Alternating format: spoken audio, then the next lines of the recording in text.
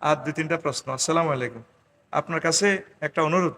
আমাদের এলাকার যুবকদের বিয়ে হচ্ছে না, তাই আপনার কাছে একটু দোয়া চাইতেছে, বিশেষ করে দীপু, রিয়াজ, রনি, আরো অনেকে। তো বিয়ে দিয়ে করাইম, ঠিক আছে, তুই কাজ করস।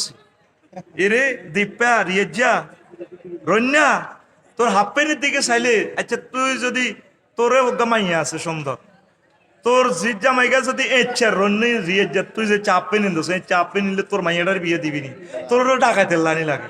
তুই কিছু করিকুলে করসা, চাকরি বাকরি করসা, কৃষি উৎপাদন কর, ভালো কাজ কর, উৎপাদনমুখী কাজ কর, ইনশাল্লাহ আল্লাহ তোরে বিয়ে করাইবো। তোর মা বাবার কয়ে দিছি গো, দীপুর মা, রিয়াজের মা, রনির মা, ওই কিতা করবেন, সিটিং এর করে বিয়ে করা লাইয়ের।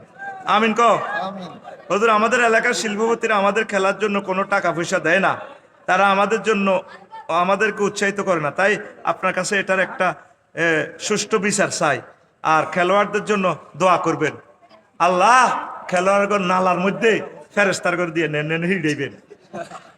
হজরত রোনালদিনহো আমার খুব প্রিয় খেলোয়াড়, এতে নালা হাড়া লাগবে, নালা এতে উল্টা গোল দিয়ালা রোনালদিনহো। তবে ব্যায়ামের উদ্দেশ্যে খেলা চাইছে, তুই এই জুয়ার মতো খেলাবি, এই হার জিত মেডেল পাইবি, কিতে কিতে হাইবি, এটি জায়েজ নাই, হারাম। এটা কি হারাম।